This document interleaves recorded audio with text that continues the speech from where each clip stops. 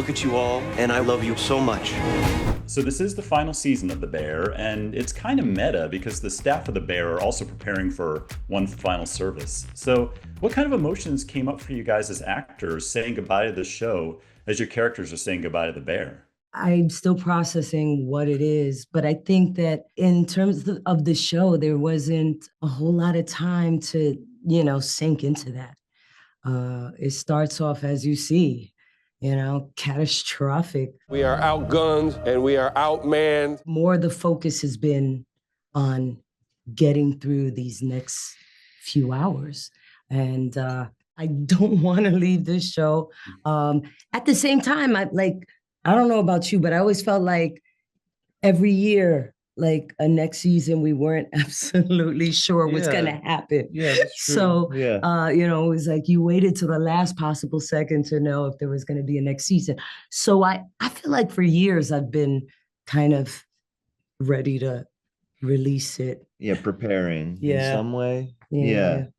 Yeah, I feel the same. Like we've known, I think, for a while, sort of the structure of how things were going to end. So there's been a lot of preparation there. And then I think in shooting the last season, there was something really nice about, especially for Carmy, knowing there is a goodbye, trying to be incredibly like present in the kitchen in this last service. Jeremy trying to be as present as possible and like ignoring the inevitable and the elephant in the room, which is like the ending of this thing. And that's the same for Carm. Like he knows where this is going, but he's trying to like give himself over to the moment. And I felt very much in the same position. I remember there was a moment where I realized I was in the middle of my feelings because I kept saying, man, I was like projecting onto everyone in conversation saying like, yeah, like it's weird. I'm finding everyone's in this place kind of like tectonic plates where they're like leaving where they've been for the last few years and like whatever. And then I was like, I'm just talking about myself. And then I felt weird for like a month.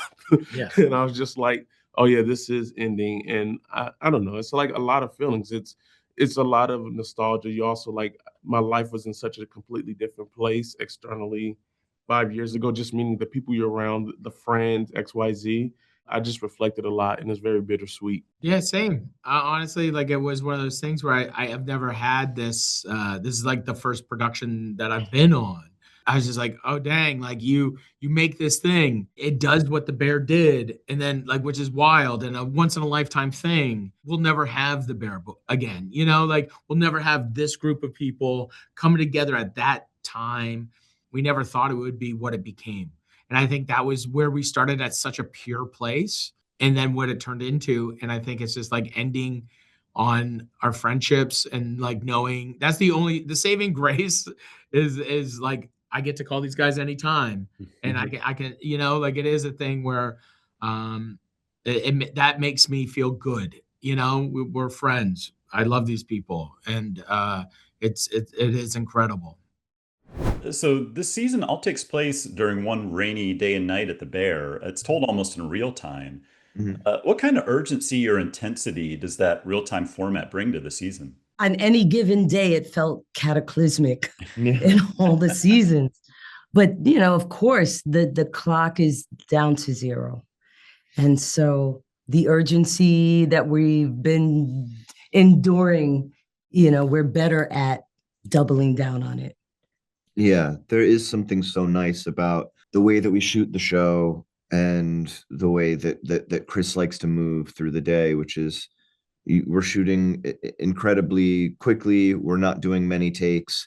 There is this urgency, and there's not time to overthink. You're really like existing in instincts. And I don't think Chris or any of our directors like us to like question, I guess, we're so supported in, I think, like leaning into instinct. And that urgency is helpful, and I think translates to the screen.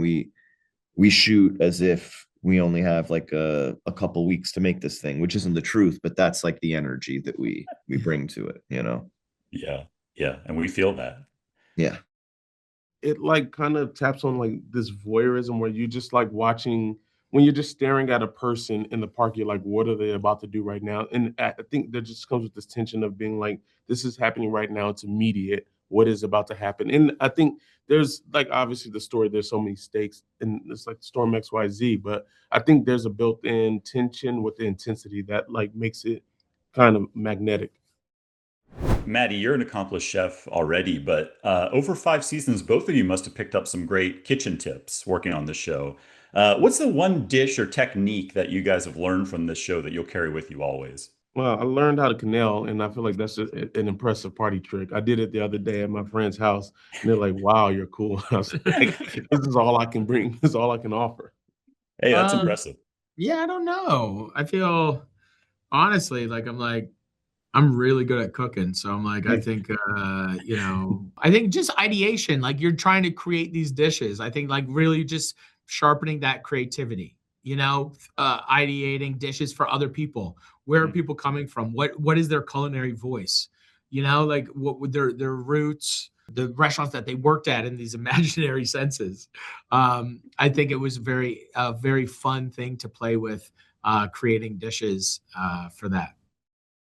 This is like kind of like a classic, but it's like it's the omelet. It's like it's this very like simple dish that can be but the spectrum of like how well it can be done is so large, and there is this like pursuit in the perfection of this simple thing, and you're messing with the heat, and you're taking the pan off, and how much do you heat it beforehand, and what oils or butters are you using, and what technique, like there's so many things that go into it. And it's what I did in the beginning a lot, just to get that like ease and practice, and like making holding the pan feel very second nature.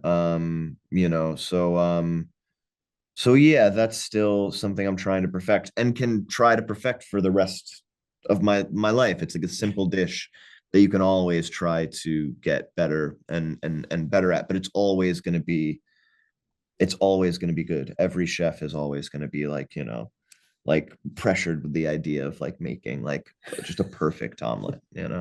Liza, are you cooking at all or? I'm not cooking as much. The first couple seasons, I would go downstairs to Aldi's and load up on vegetables and chop and make it. But I haven't been able to do that as much lately. I mean, it's just I'm more thoughtful when I do start to cook. So I do prepare differently. I do get the pans out, everything set up. And even if it's like something ridiculously simple, there's something that feels good about it. My kitchen is really tiny. So like my husband and I are starting to stay behind. There you go. Nice. You're picking up the lingo.